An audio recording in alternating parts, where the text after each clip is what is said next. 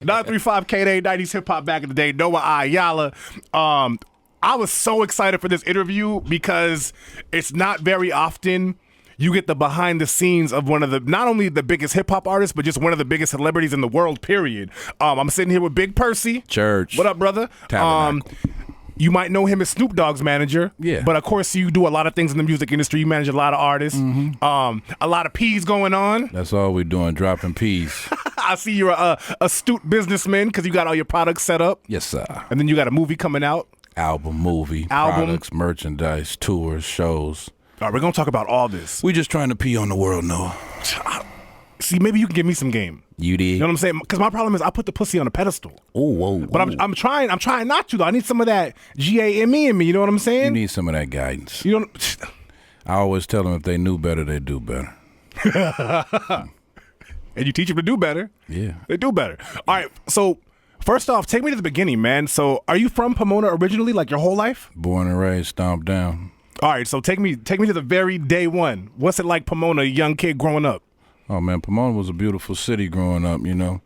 You had everything was active in Pomona, you know what I mean? We had Grand Central Station, you know, all the hip-hop artists used to come through there.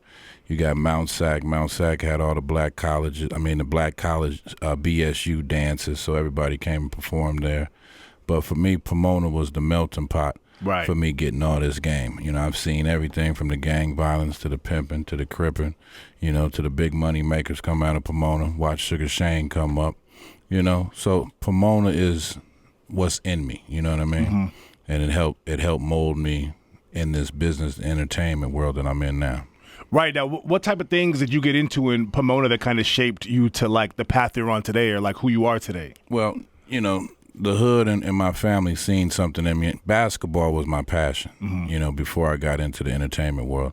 I played a little ball overseas, played college ball and all that, so they tried to keep me away from the street life, but as you know, as a young black male, we're attracted to that. And I'm assuming Pomona was active back then. Real active. How does it differ from, I guess, now? Because I feel like, Pomona's still turned up a little bit, but I feel like it's calmed down a little bit. Well, it's calmed down in a good way. Right. And, you know, that came with us bringing the Pomona City movement together. And, you know, cocaine comes out of Pomona. Excuse me. Cocaine was just up here a couple months ago. Yeah, sugar-free, Pimpin' Young, Weasel Loke. You know, we got some legends above the law, Hutch, rest in peace, KMG. So all those guys really paved the way for the P, and it helped this newer generation. All those guys I mentioned, I've worked with. They my brothers. I've helped manage. I bust plays with them. So I soaked up a lot of game from them. They were already working with Dog, and then when Coca brought me to Dog, you know, the rest is history. Right. Now, did you grow up with them, or you met them after the fact? Yeah, I'm from the south side of Pomona. Sugar Free is from the west side. Pimpin' Young, Cocaine, they from the west side. Hutch is from the east side. But Pomona back in the day, we really didn't see none of that color and all that stuff. Right. Everybody had some family on every side of Pomona. Okay. Yeah. So it was a little bit different from L.A. Oh yeah. The city, Pomona is like one of the last cities in L.A. County. Right. But it also borders the IE. Yup. So you got that in between flavor, and Pomona is really the central part of connecting both of those parts of California. So when was the transition? You're playing basketball, and then you get into music. How did that happen? Well, I was always into music. My cousin, Sugar Bear out of Pomona, he had Powerhouse Records. You know, he had Powerhouse Records. I had a little change, so it only made sense for me to invest into the record label. I did that. We had Mr. Bowlegs, rest in peace. We had Cloud9 with Ambitious and Al Diego, and we was already working with the local IE and Pomona artists. Right. And then I jumped in and had 7 South management.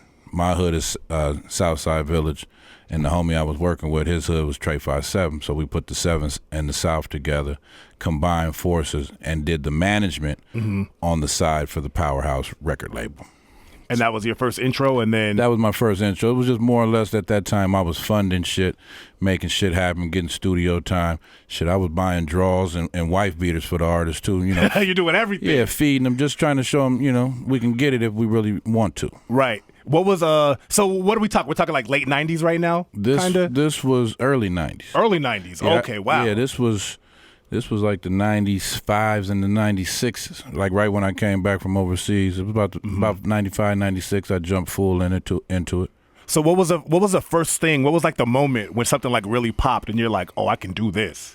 Well, like I said, cocaine, we were already, pushing cocaine because he already had major hits with Dog. Right. So we had took cocaine up to Mission Viejo to work with Warren G and Mr. Grimm. This was about 96, 97. And Coca was working with Warren in the studio, and we got the call Dog needed Coca all the way back in the Doghouse. People don't realize the Doghouse was in Claremont, Laverne, which borders Pomona. Yep. Claremont, Laverne is the white suburbs of Pomona, and that's where the Doghouse was. So that's why Dog already had a lot of relationships with the Pomona artists and my homies. Mm-hmm. They were already rocking with him. So we get the call, Dog needed Coca on the hook. We smash from Mission Viejo to Pomona, pick up some things, pull up to the Doghouse. Dog's in there working with Dr. Dre, the east side of the Dog Pound, fully loaded. Oh, so you were in it. In it. I pull up in a Benz. My partner pull up in a Benz. My partner pull up in a blue mink. I pull up in a black mink. And, they work. Music wasn't my thing, you know what I mean? Right. As far as sitting there breaking it down, structure, I vibed. I was always a fan of all that. That's my theme music. So Dog was like, I'm going to get with you, when I'm done working. My house is your house. So I go to the backyard, to the pool. Somebody cracked a little studio open in the back. We playing music. That situation turned into a 2-day party. It went from that interaction to a 2-day party. I called up about 100 of them, and we got fully active for about 2 days. Now, when you say quote unquote of them, we talking about some beezies? I call them atmosphere. You know what I mean? I call them atmosphere to get the mood right. Now, Percy, we've never had this conversation on or off camera, but I just feel the vibe. I feel a very strong pimping vibe, especially you being from Pomona. Well, the letter P is the most powerful letter in the alphabet. You know what I mean? We got Lil Mama Priscilla, you got Percy, you got Pomona, you got Pussy, Power, Preach. All those letters are powerful. Yep. You got Pomona. Our city logo is the 6 Ps. My studio in Pomona is called the 6 Ps Studio, and I'm a PI to a DI. Okay, so hold on. When did you discover the pimping? Or should I say this, when did the pimping discover you? It's people always talk about pimping this and that. It has to be in you. It can't be on you. You know what I mean? Right. A lot of these guys talk it and buy these mink coats and these Bentleys and all this stuff, and they think that's pimping. But when they put the keys on the dresser and take the jewelry off and put the mink coats in the closet, the pimping went in the garage, it went on the dresser, and it went in the closet because it ain't in them. Right. It was on them. So it's always been in me. And, I'm a natural at this. You know so what I mean? what do I just have to have like a slick mouthpiece? Do I got to just like... That helps. It's called the gift of gab, know. That helps. You got to talk your way in anything, you know what I mean? And you got to talk your way out of a lot of things. So the gift of gab is something. You got to have that swag. You got to have that persona. You got to have that charm. And the game with the pimping game, man, it's elevated. You can always get a woman, but I pimp motherfuckers in 3-piece suits now. Oh, that corporate pimping. You dig? And I guess it's the same thing, right? It translates. It's the same thing. At the end of the day, you're trying to get the... You got to speak up. Yup. A closed mouth don't get fed. Man. So fast forward, when did you meet Snoop? Like around what? I used to see Dog out and about, Glam Slam, different events. The homies, like I said, was always working with him. I got my first real introduction through, like I said, cocaine. I had already knew Warren G. I knew Trade E. Mm-hmm. I was already hustling, getting with them, making moves. And my first interaction was that day when we pulled up from Mission Viejo to Pomona. And had the 2-day party. 2-day party. With the atmosphere. Dog told the homies, he said, hey, man, I'm gonna give y'all exclusive. I like that. I was Big D before I was Big Percy. My hood name and everything else I had going was Big D. Dog gave me the name Big Percy. Big Percy comes from the movie Uptown Saturday Night. Yup. With Bill Cosby, Sidney Poitier. It's a real player movie. And he used to see me and my partner C-Note all the time, hustling, vibing, swag. He was like, damn, y'all motherfuckers remind me of Big Percy and Lil Seymour. And at the time, everybody had them 2 ways and shit. Yep. So everybody was putting my name in there as Big Percy, beaming me and all that type of shit, Big Percy and all that shit, and the shit stuck. And here we are today. So what was I guess what was kind of like the transition from you guys just being cool and homies to him saying like, well, in that first, I need you on the team to really do some business? Well, that first week, that real first week of me riding with him, busting plays, going to BET, going to Kobe Bryant's first video commercial for that yellow Adidas he had. Snoop and Warren G did that commercial. I wrote all that shit. But in that first week, I brought a big duffel bag of that moolah. That helps. And it was some plays that my homies wanted to do with him, and they had that bag, and I brought it to them. And then from there, I kept just bringing meatloaf, bringing bread, and we was breaking bread. He was like, God damn, this motherfucker know how to get it. And then he was like, okay, I want to take you on the road. Right. I'm like, cool, I needed to get out the hood anyway, bust some new plays. And then from that, I've been with him ever since that day. Damn. So were you around during the whole like I came right after Up and Smoke. I came right when Up and Smoke was at the tail end. Okay, so you were around for the No Limit days then. I was around. Or kinda. I was there via Cocaine, Sugar Free, and all them. But like I said, my first encounter, really busting plays, really meeting Dog, I say that was 97, 98. Okay. Yeah, but that was around the time though I feel like Snoop got that second win though. And oh then yeah, he got that to... breath. That's right when he finally shook Death Row. Master P came and scooped him, gave him that bag. Took him to New Orleans, gave him his own house, gave him his own liquor store, his own gas station, own whole little situation, showed him how to be a businessman, gave him the game because Master P was putting out an album every 2-3 weeks. Yeah. You know what I mean? He had 30 artists. Were crazy oh, too. Man. He had movies, videos. He had that high power shit. Took Dog, gave Dog a breath of fresh air, charged his battery, and then the rest, Dog been full blast ever since. What's that like, man? Like, I guess artist of Snoop stature, like what's that responsibility like? Like compared to like I guess a normal rapper. He's an icon. That's why they call him Uncle Snoop, man. He's a legend. He juggles so many different situations. He helps everybody. There's no ego with him. If you hot or you need some advice, he's willing to give it to you. He's probably the most accessible, most liked, and most I say, he's the most prolific artist that people want to meet and get things knocked off their bucket list with him. Right. You know what I mean? And it goes from an 8-year-old to my grandmother that's 86 years Yeah, old. my mom knows who Snoop is, man. That loves him. And, love him. And the things he's doing with Martha Stewart, the cooking show, the things he's doing with the game show, Joker's Wild. He's always been able to stay with the times, transition, reinvent himself. He went from Super Crip to Coach Snoop to Dog Father to the gospel album to Snoop cooking Lion. show to the reggae Snoop Lion to Coach Snoop. So I'm saying he know how to keep up with the times and keeps himself relevant. So that's what puts him on a upper echelon than these other 15 minutes of fame rappers. Right. What as you being like very having a high status in your profession, what you do, managing and in the music industry, there's going to be somebody watching this, that's on the come up, trying to get in the game. What could you share with them to like help them? Well, you always got to keep your ears open and listen. Then you always got to be humble. You know what I mean? I learn something every day. I learn from my team. I learn from the Nipseys. I learn from the YGs. I learn from the OT Genesis on how they move and how the game that they took from us and advanced it and put it into their playbook and now busting super plays that we really didn't have the opportunity because we didn't have the social media. Right. You know what I mean? We didn't have the different avenues that they got to get their music out and everything else. So they took our game, they took our struggle and took our hustle and it's just fast forward and advance it. So I learn something every day. So a new artist, you have to be humble. You have to be dedicated to your craft. Any artist that I rock with right now, they have to have something going for themselves already. And then it's easy for us to come aboard and put that final push and because even stamp me, on like it. being a DJ, I meet artists all the time, and they like, I feel like they come in and they expect somebody to put them on or like do the work for them, and it's like, nah, you got to have the buzz already. Yeah. And then people are going to want to come It's easy and to attach stamp themselves it. to what you're doing. Yeah, it's a movement. It's a movement.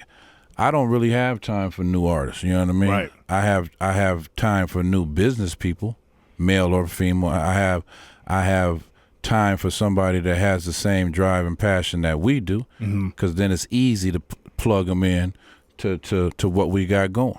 You know what I mean? They get it. They get the hustle. They get the dedication that it takes.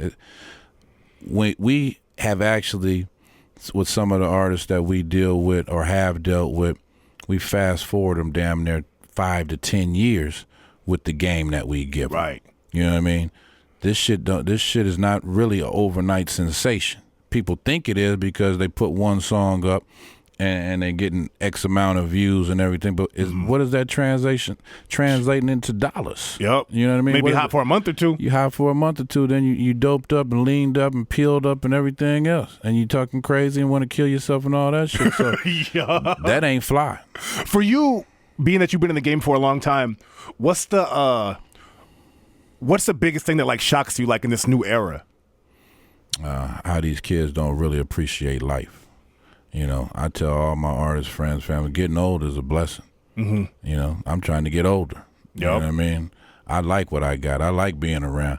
These kids talking about they got all this money and ain't happy and depressed and all that.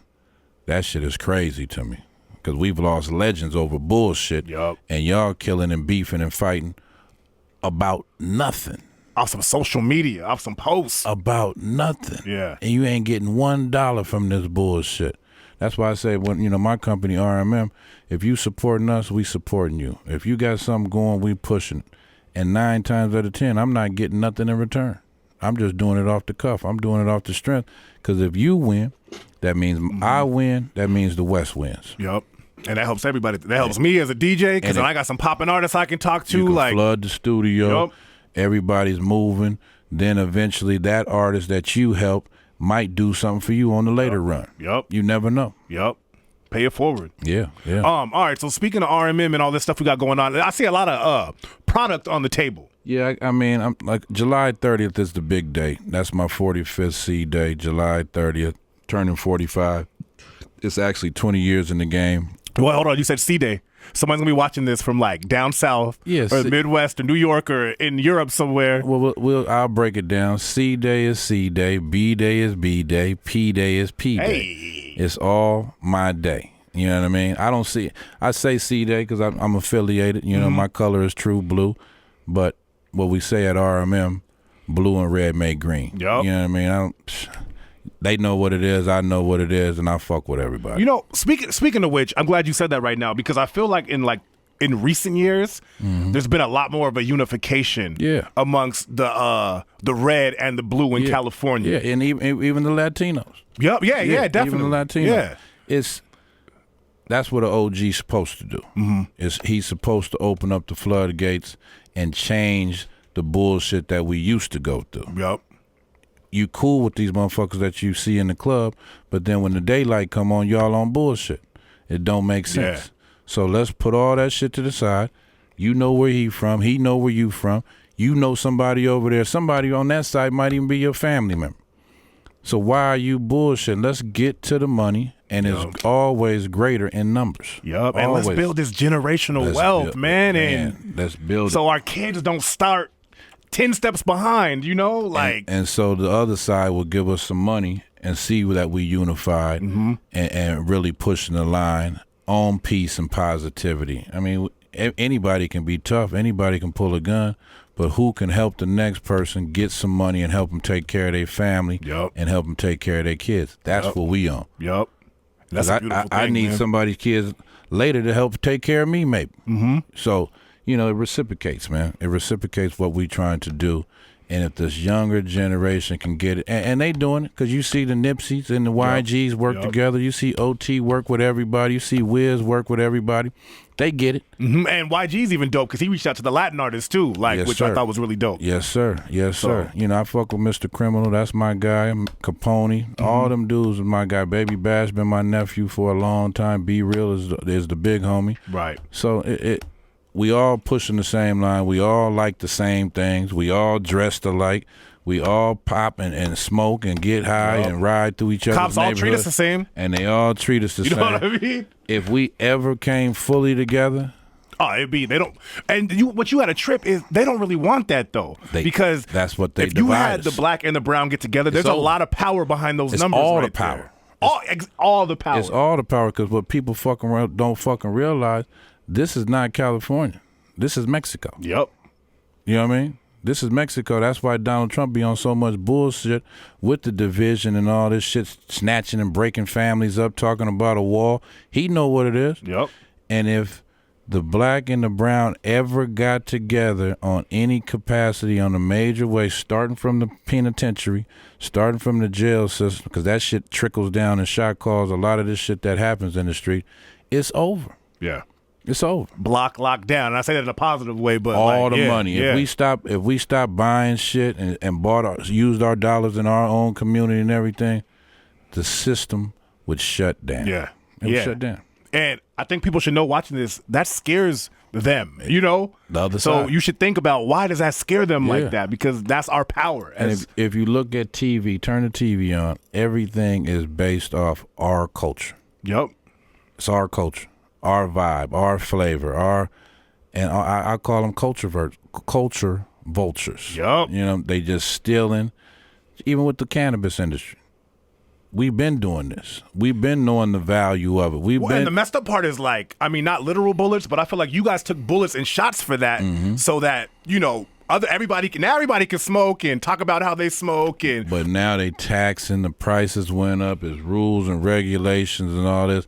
Now they getting the lion's share of the price everybody else out, shutting down businesses that's been up for years. No drama, no bullshit, shutting them down left and right, shutting down grows left and right. So that's why I jumped into it. All right, y'all want us to play legal? We're going to play legal. I got the Neptune sticks. I got my pre-rolls that's been... Ooh, what's a Neptune stick? That just sounds like I'm about to blast off into the universe. Well, your next stop should always be Neptune. You know what I mean? And all the homies from the Dog Pound really got their own thing. Corrupt got his Moon Rock. Dog got the Snoop Premium Nutrients. So I said, you know what? It's only right if I get in. And I got the Neptune sticks. That's 5-in-1 pre-roll joint. You got the OG, the Keef, the hash. Woo! And as you see, it's real dusty. Very, very dusty. Yeah, I like that. That's a gift for you. Oh, thank you, sir. So kind. Let's And talk about this documentary. The documentary, it is it's 20 plus years of me in the game. It's called Don't Watch Me, Watch the Moves I Make. And it's just the trials and tribulations and the hard work and dedication that I put from a young pup to a big dog. Yeah. And it's just, I have with my team, Guap City Productions, Handsome Magazine, Backstage, Big A, that runs Dog Pound with Daz and Corrupt. That's my core team. And all these guys probably had about 30 years worth of footage on me that we just dumped it into the hard drive, chopping and screwing it, and then putting it into a timeline and just watching that RMM Big Percy lane, the path that we took to get to where we are now. What's something on the documentary that's going to kind of surprise us, make us maybe look at you a little bit different, or something we didn't know? A lot of people didn't know I coached college basketball. Oh, wow. What team? I coached at my junior college that I played at, Mount Sac. Okay. So I went back during with me working with Dog. I just felt this when Dog was coaching with the Pee Wee League, the Snoop Youth Football League. I had an opportunity, rest in peace, my boy Chris Freeman, that I ended up playing at the junior college with. Got an opportunity to take over as the head coach. He put his staff together because he knew my passion with basketball and he knew the love that I had at the junior college. And I was on his coaching staff for 3 or 4 years, so people didn't know that. Damn. Yeah. I didn't know that. At my alma mater, Oh, yeah, that's dope. Gave back, and a lot of those kids that I coached, this was, mid 2000. A lot of kids that I coached, I still got relationships with them right now. That says a lot. And they said I changed their life for the better because I didn't just coach them. I gave them life game. I was their father. I was their brother. I fed them. I did all type of stuff, and I just did it naturally because I seen that these kids were really reaching for some guidance. And now they're productive young men, got families, a couple of them in the music business. I still rock with them and give them advice and send different plays their way. But that was something. There was no money in it. Right. I got my little stipends and all that shit, but it was just something that I needed to do for my spirit. And that's what I did. Pay it forward. It was the give back. Yep. It was the give back. Well, speaking of basketball, how do you feel about LeBron coming to L.A.? I mean, LeBron know where it's at, man. He know where it's at. He trying to get some of that money too. Yep. Plus, LeBron is a businessman. You got to remember, he's been touted the GOAT and the next up since 7th, 8th grade. So his transition, there's nothing else he can do for Cleveland. He put Miami back on. He went back to Cleveland and gave them what they wanted. So now he's life after basketball, and the only place that he can really get life after basketball with the things he want to do in the entertainment world is come to L.A. You think he could bring another title to L.A.? He going to bring one. I don't know if it's going to be this year. I give it 2 or 3. That's what I'm thinking, too, 2 or 3. If he bring one this year, he can retire. He don't got to do nothing else. If he bring one this year, he gets a statue in front of Staples Center. He get it the next day. The next day. Because you got to realize everybody that's came from the Laker greats got rings. Yup. Got rings. Yup. Kobe, when Shaq came, he got several rings. Magic, you know what he's done. Kareem. So if he wants to be, and I know he ain't coming over here to play no games, if he want to be on that upper echelon, he got to get a ring. We ain't going for it. We ain't coming over here. You didn't come over here to get hurt and, be super Hollywood. We need a ring. Yeah, I rock with LeBron. I've been knowing LeBron since he was, a senior in high school. Oh, wow. Yeah. I watched him grow. Yeah, so you've been knowing. Yeah, and he was one of the chosen few. He got in a little trouble and some things that we all do. Yeah, but who doesn't get in trouble when you're young, And it's in your face. You want a piece. You want a taste. Mm-hmm. Man was living in the project, but he had a Hummer and all the new stuff. And when he was in high school, Hood rich. Yeah, they tried to suspend him. He got caught smoking weed with the Cavaliers players in high school in a club. You know what I mean? So we all go through it, but his team pulled him to the side and said, "Hey, it's a bigger picture for you. Yeah. It's a bigger play. You ain't heard him in no trouble since." And honestly, man, he does good, in my opinion, for the community outside of basketball, Oh, so. he does a lot, man. People don't know, he probably gave over $50 million back in scholarships. Oh, wow. Yeah, $50 million, I think, last year in scholarships to kids, all shapes, sizes, and colors to go to college. He paid for it. Damn. So, people don't know about that, but I'm glad he's here. I was a Laker fan. Mm-hmm. I'm going to keep it 100. I was a Laker fan, Showtime, Magic, Kareem, Kurt Rambis, all them days. And then I lost my love and spirit for the Lakers once Kobe snitched on Shaq. That was, and Kobe my man now. Yeah. I bust a few plays with him and his team. And when he retired, I brought him the Dog, and Dog gave Kobe the Laker car.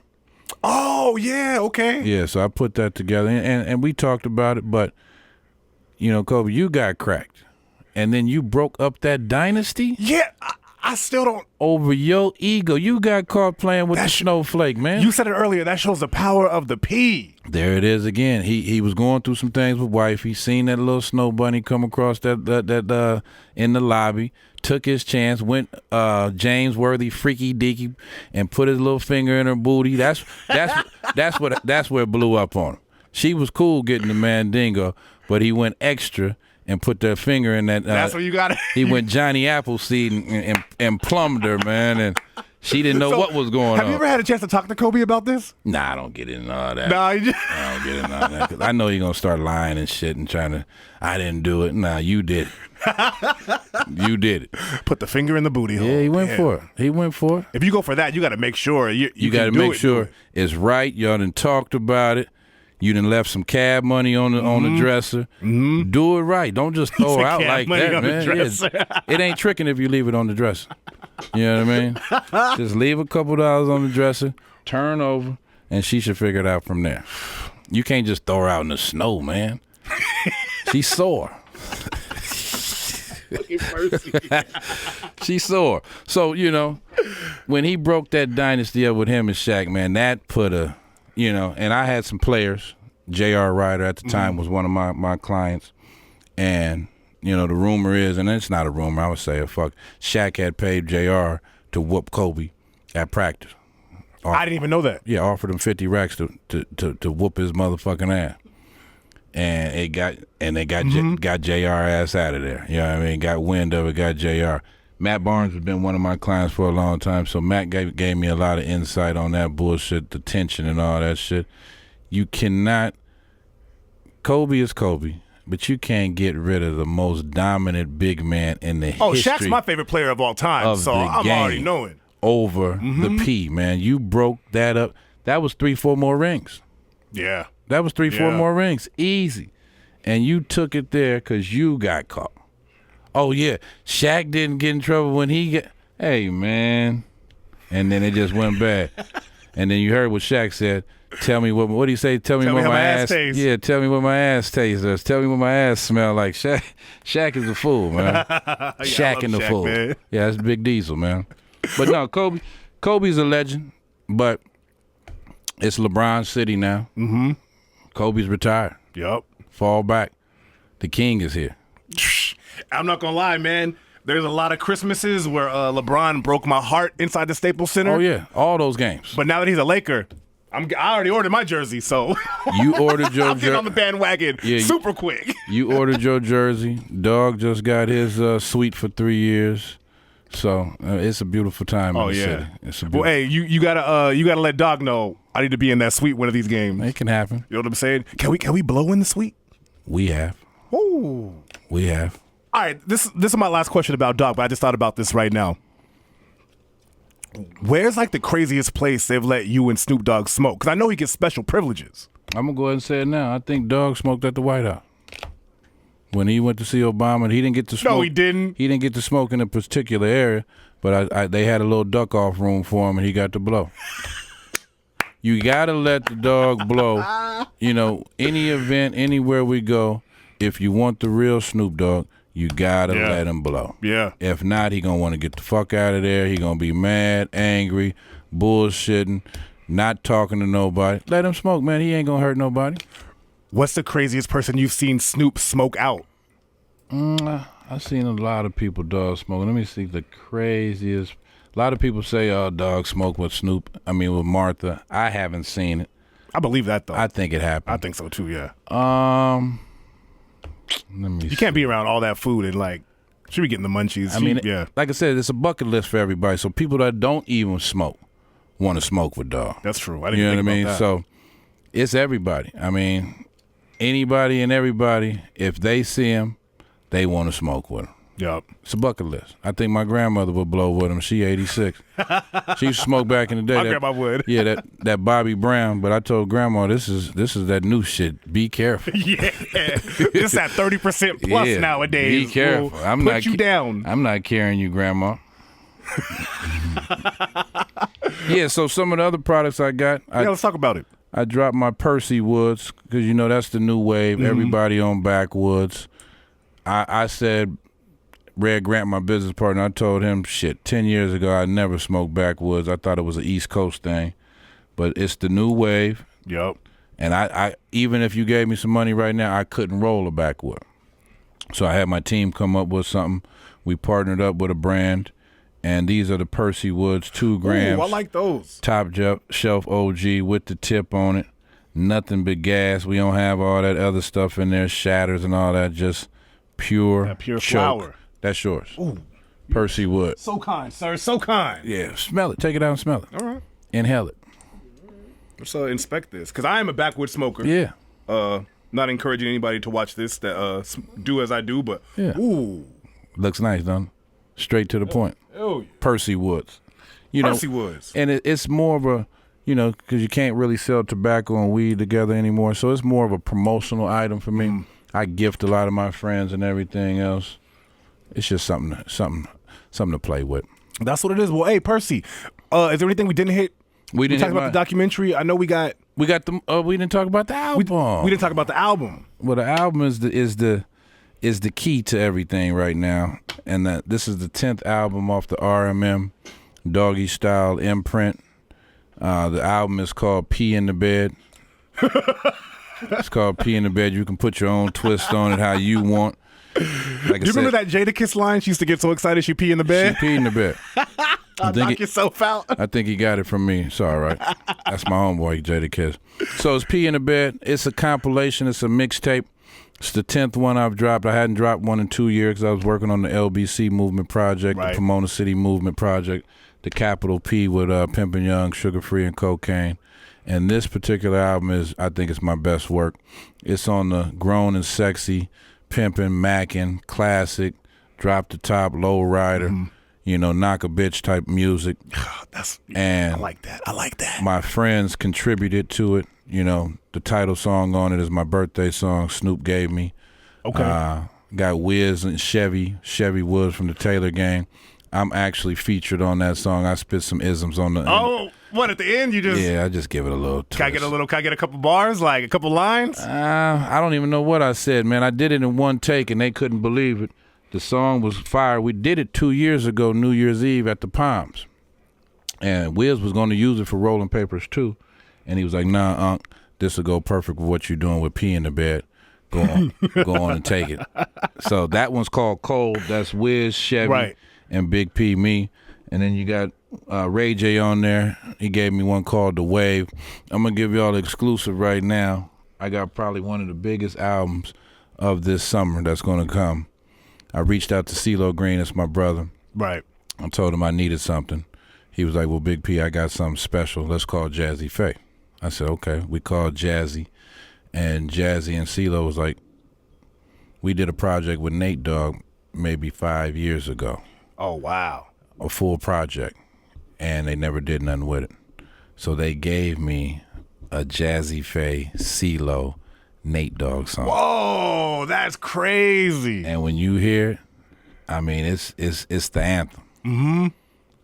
Is crazy. Oh yeah, we need that. We need that. Guap will get it to you. Guap will get it to you. Corey will get it to you. When does it drop? Because you said this summer, so everything drops July 30th. The Percy Woods, the Persevere CBD line, the album, the movie, everything drops in a few days. July 30th. Now, what's the main hub they can get all this? Is there a website? Is it just on Instagram? Is it just? It's Instagram, RMM Percy. You can go to Shop Magazine. You can go to Handsome Magazine, Backstage Magazine, Guap City Productions. They know how to get it. Like I said, a lot of the shit I do is more for marketing, promotional shit. I give away more than what I make. So I'm gonna press up something. I'm old school. I got CD players in all my cars. Even my Bentley got a CD player. You know what I mean? Yup. I'm old school when it comes to that. So I press up about 5,000, give them away, let them flood the streets with them. We are going to do some innovative stuff. I got a couple things brewing with a couple technology companies that they're going to put some stuff, maybe my songs in a G pen or a vape pen, play the music, some shit like that. My boy Dave, it might be the first mixtape on iWire Music. It's a new platform for music and artists. So, like I said, it's up in the air, but I'm pressing up some CDs and giving them away. That's what's up, man. That's what's up. Well, hey, Percy. Yes, sir. When the project drops, feel free to come back. You know you're welcome here anytime. You got you know that. What I'm saying? You know everybody here. So we're gonna bring some up. We're gonna bring the trailer for the movie will probably be done next week. So I'll bring that up and give you exclusive, let you play that. We got a couple big shows coming up. I think you guys are part of one supporting the Great American Smokeout. Oh, yup. Yeah, September 15th, Ontario, California, with Snoop. You got Slightly Stupid, Bone Thug, Cypress Hill, Afro Man, Burner. I'm doing that with our partners, Bobby D Productions. Yep. And that's September 15th at the Citizen Bank. Wu-Tang's on there, too. Wu-Tang's on there. I think we're getting ready to do some other stuff and add some of the Marley Boys on there. Oh, that's crazy. Yeah, to take it to the next level, add the Marley Boys on there, Warren G. So it's a good time. And then I got something, I think you guys are part of it too, August 18th, August 18th, DJ Snoopadelic. I actually got CC hosting it. Santa Ana Sports Arena, Dog's going to be DJing. I'm going to let a couple local artists open up. It's just a good time at the new sports arena. That's August 18th, RMM Productions. We doing that with Right Records. Damn, you out here working, man. Oh, yeah, and I brought you another gift. You know, my baby is Golf Beef. That's oh, let me see this. That's my company me and Red had with the golf tournament going on the 5th year. That's the new hat, the Golf Beef hat. What's golf beef? Like you can have beef on the course? Yeah, me and Red play a lot of golf, and you know your friends on the golf, well, your friends off the golf course, and then when you get on the golf course, it's a lot of beef. Mm-hmm. You know, Red is probably the most consistent golfer that I play with, but we play with athletes, entertainers, regular people. It's about 20 of us regularly that we always play, and then our golf tournament is not like the Masters or any of those. We have vendors, liquor, weed. Last year I had a 64 Impala on the first hole hitting switches. Hole 10 I had a Sprinter van. Don't tell me you guys are barbecuing too, Percy. We barbecued. Oh, see? Guap had his people bring out the taco truck and the micheladas and all that stuff. Shit. I had on whole 10. I had a Sprinter van. If you wanted to get in there and see a couple Chi-Chis and get a lap dance, you was able to go into the Sprinter, get your mind right, then come to the hole, get a massage. We had margaritas, and then you tee off on that hole. And then hole 11, I had a friend of mine. She had the ice bong, the smoking lounge, all that good See, stuff. I feel like these type of events I need to You got to be a part of it. participate in. You know what I'm saying? We're going on the 5th year. This one's going to be probably after Labor Day, sometime in September.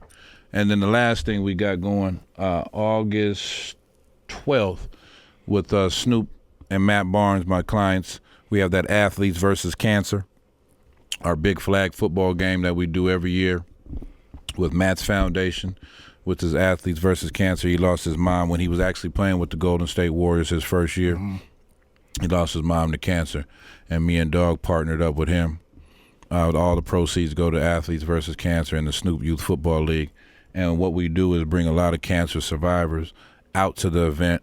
You know, last year you had half of Golden State was out there. You had Chris Brown. It was over $1 billion worth of talent on that football field last year. Right. And you bring these cancer survivors out there and let them mingle and let them know they're the real warriors and inspiration, not us. They are, and just give them a breath of fresh air, letting them know we appreciate their real struggle, because anything that we're doing is minute to what they got going.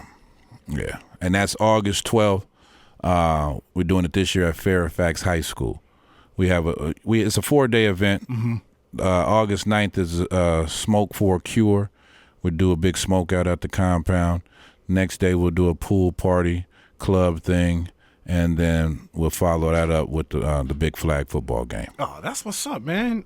Well, hey, thank you again, man. Thank you. You're welcome anytime. Everybody, Percy. Big Percy. Big Percy. Church, preach, tabernacle, RMM, everything, doggy style in your mouth. That's what it is. 935 K-Day 90s Hip Hop back in the day. Yeah.